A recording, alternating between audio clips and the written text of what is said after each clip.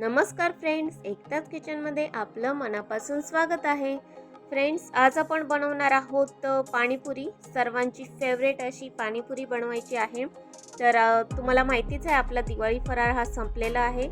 तर यानंतर आपल्याला काहीतरी चटपटीत असं खाण्याचे मन झालेलं आहे आम्हाला सर्वांनाच, मुलांना देखील आणि मोठ्यांना देखील. तर आज मी बनवणार आहे सर्वांची फेवरेट पाणीपुरी. तर खूपच झटपट अशा पद्धतीने बनवलेली आहे. तर पाणीपुरी ही घरीच बनवलेली खूप छान, कारण की बाहेर खाल्ली तर आपलं पोट भरत नाही आणि पुन्हा पुन्हा खाऊ वाटते पाणीपुरी. तर आपण आज घरी ट्राय केलेली आहे. मी घरीच नेहमी बनवते पाणीपुरी आणि मुलांना खूप आवडते. तर प्लीज फ्रेंड्स, जर तुम्ही हा व्हिडिओ शेवटपर्यंत बघितला असेल आणि माझी रेसिपी तुम्हाला आवडली असेल तर प्लीज लाईक, शेअर, सबस्क्राईब करायला विसरू नका. चला तर मग वेळ न घालवता आपण रेसिपीला सुरुवात करूयात. तर फर्स्ट आपण रगडा बनवणार आहोत फ्रेंड्स. तर त्यासाठी मी रात्रीच भिजवलेले आहेत कडधान्य. त्यामध्ये आहे हरभरा, पांढरे वटाणे, हिरवे वटाणे आणि तुम्हाला हवे असतील तर तुम्ही यामध्ये मटकी आणि मूग देखील ॲड करू शकता. तर हे मी एक दिवस आधी रात्री भिजवलेले होते. तर हे आपण आता कुकरमध्ये शिजवून घेणार आहोत, जेणेकरून ते खूप चांगले शिजले जातील. नंतर आपण यामध्ये बटाटे ॲड करायचे आहेत. बटाटे मी अशा पद्धतीने कट करून घेतलेले आहेत आणि त्यामध्ये आता आपण पाणी ॲड करायचे आहे. पाणी आपल्याला हवे त्या प्रमाणात आपण ॲड करू शकता, जेवढं आपल्याला शिजण्यासाठी पुरेसं आहे तेवढं. नंतर आपण त्यामध्ये हळद ॲड केलेली आहे. 1-1.5 चमचा हळद ॲड केलेली आहे. चवीपुरते मीठ ॲड केलेले आहे. हे सर्व ॲड केल्यानंतर तर कुकरमध्ये आपण शिजवून घेणार आहोत हे सर्व आणि 2 ते 3 शिट्ट्यांमध्ये अगदी छान प्रकारे ते शिजून तयार होईल रगडा. तर 2 ते 3 शिट्ट्या झाल्यानंतर रगडा आपला अशा पद्धतीने दिसेल. तर हे सर्व खूप छान पद्धतीने शिजलं गेलेलं आहे. म्हणूनच मी बटाटे देखील अशा पद्धतीने कट केलेले होते, कारण आपण जेव्हा मोठे मोठे बटाटे टाकतो त्यामध्ये आपल्याला कळत नाही की आतमध्ये बटाटा चांगला आहे का नाही. त्यामुळे मी अशा पद्धतीने त्याला कट मारलेले आहे. तर हे सर्व आपण आता स्मॅश करून घ्यायचं आहे, मिक्स करून घ्यायचं आहे. त्यामध्येच मी कुकरमध्येच रगडा ठेवलेला आहे आणि तो आपण चांगला असा स्मॅश करून घेतलेला आहे. नंतर आपण त्यामध्ये तिखट पाणी ॲड केलेलं आहे, आपलं जे पुदिन्याचे पाणी बनवलेलं होतं ते. नंतर आपण त्यामध्ये चाट मसाला ॲड केलेला आहे.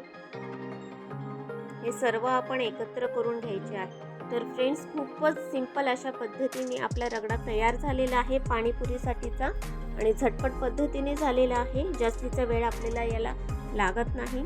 तर आपली पुढची तयारी असेल ती म्हणजे आपली चटणी बनवायची आहे. चटणी, पुदिन्याची चटणी आपण बनवणार आहोत. त्यासाठी आपण मिक्सरच्या भांड्यामध्ये आलं आणि लसूण घेतलेले आहे. नंतर आपण त्यामध्ये 1 चम्मच जिरे ॲड करायचे आहे. नंतर मी स्वच्छ धुवून ठेवलेला पुदिना आहे, जो पाण्यात ठेवलेला आहे, तो पुदिना आपण मिक्सरच्या भांड्यामध्ये ॲड करायचा आहे. थोडंसं पाणी ॲड करून ते सर्व आपण बारीक करून घ्यायचं आहे मिक्सरमध्ये. तर पुदिना खूप जास्त आहे म्हणून पहिल्यांदा आपण हे सर्व मिश्रण बारीक करून घ्यायचे आहे. तर अशा पद्धतीने पुदिन्याची पेस्ट तयार झालेली आहे. नंतर आपण त्यामध्ये मिरच्या ॲड करायच्या आहेत. तुम्हाला तिखट ज्याप्रमाणे हवे त्या प्रमाणात तुम्ही मिरच्या ॲड करू शकता. नंतर आपण हे मिक्सरला बारीक करून घेणार आहोत. तर अशा पद्धतीने आपली हिरवी चटणी तयार झालेली आहे. तर आपल्याला पुदिन्याचं पाणी तयार करायचं आहे पाणीपुरीसाठीचं, म्हणून आपण त्यामध्ये पाणी ॲड केलेलं आहे. तर हे आपण सर्व गाळून न घेता असंच आपण यूज करणार आहोत. यामध्ये फक्त पाणी ॲड करायचं आहे आणि आपलं पाणीपुरीचा तिखट पाणी जे आहे ते आपलं तयार होईल. तर बघू शकता खूप छान प्रकारे सर्व मिश्रण मिक्स झालेलं आहे, बारीक झालेलं आहे. तर एक बाउल घेतलेला आहे, भांडं घेतलेलं आहे. त्या भांड्यामध्ये हे सर्व आपण ॲड करायचं आहे.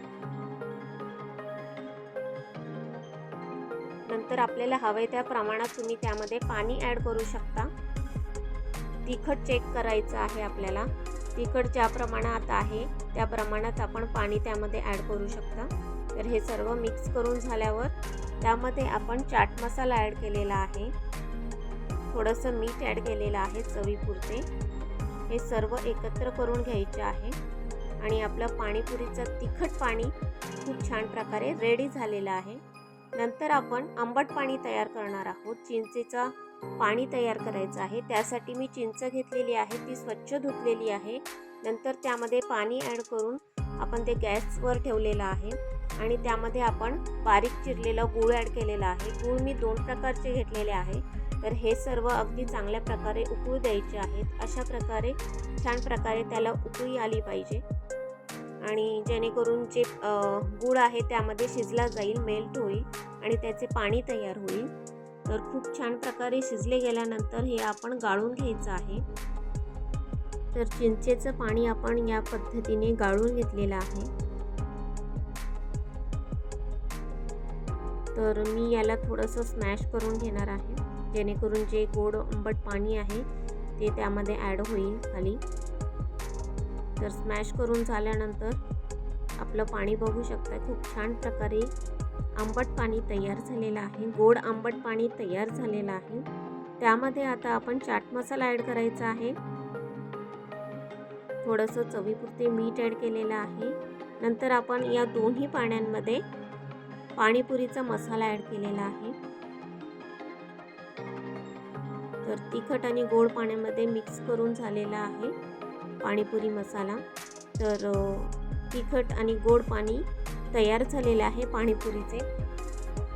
तर पाणीपुरीचे पुरी आपण बनवणार नाही आहे, तर मी मार्केटमधून एक पॅकेट आणलेलं होतं. त्या पॅकेटमध्ये अशा प्रकारे सुक्या पुऱ्या असतात, त्या पुऱ्या मी आणलेल्या आहेत आणि झटपट अशा पद्धतीने ते खूप छान प्रकारे घरीच तळून होतात आणि बघू शकता खूप छान प्रकारे फुगले देखील आहेत आणि खूपच छान प्रकारे मोठ्या मोठ्या अशा पद्धतीने मोठ्या शेपच्या त्या तयार होतात. तर बघा, आणि टेस्टी देखील असतात. तर मी अशा पुऱ्या आणलेल्या होत्या आणि खूप छान प्रकारे आपल्या तळून झालेल्या आहेत भरपूर साऱ्या. तर पाणीपुरी, रगडा सर्व आपलं रेडी झालेलं आहे. त्यावर आपण बारीक चिरलेली कोथिंबीर ॲड केलेली आहे. रगडा मी एका बाउलमध्ये काढून घेतलेला आहे आणि पुऱ्या देखील आपल्या तयार आहेत. तर आपण एक पाणीपुरी बनवून घेणार आहोत. तर एक पुरी घेतलेली आहे आपण, ती अशा प्रकारे आपण फोडून घ्यायची आहे. एका साईडून आपण फोडून घेतलेली आहे. नंतर आपण त्यामध्ये रगडा भरून घ्यायचा आहे. तर आपण पुरीमध्ये रगडा ॲड केलेला आहे. तर बघा, खूप छान पुरी दिसत आहे आत्ताच. नंतर आपण त्यामध्ये कांदा आणि टोमॅटो ॲड करायचा आहे. पुरी अशी देखील खाल्ली तर खूप छान लागते, सुकी पुरीप्रमाणेच. तर यामध्ये आपण आता गोड आणि तिखट पाणी ॲड करायचे आहे. तर आपण आता यामध्ये तिखट पाणी ॲड केलेलं आहे पहिल्यांदा. नंतर आपण त्यामध्ये गोड पाणी ॲड करायचं आहे. तर फ्रेंड्स, खूप छान प्रकारे पाणीपुरी आपली तयार झालेली आहे. तर फ्रेंड्स, बाहेर न खाता आपल्याला हेल्दी आणि चांगल्या पद्धतीने आपल्याला घरीच बनवता येते. घरीच ट्राय करून बघा आणि घरीच खावा. खूपच छान आणि खूपच टेस्टी अशा पद्धतीने होते आणि आपल्याला भरपूर सारं खाण्यासाठी भेटतं. तर प्लीज ही रेसिपी जर तुम्ही शेवटपर्यंत बघितली असेल आणि रेसिपी जर तुम्हाला माझी आवडली असेल तर प्लीज लाईक, शेअर, सबस्क्राईब करायला विसरू नका. चला तर मग नेक्स्ट व्हिडिओमध्ये भेटू नेक्स्ट रेसिपीसोबत. Bye friends.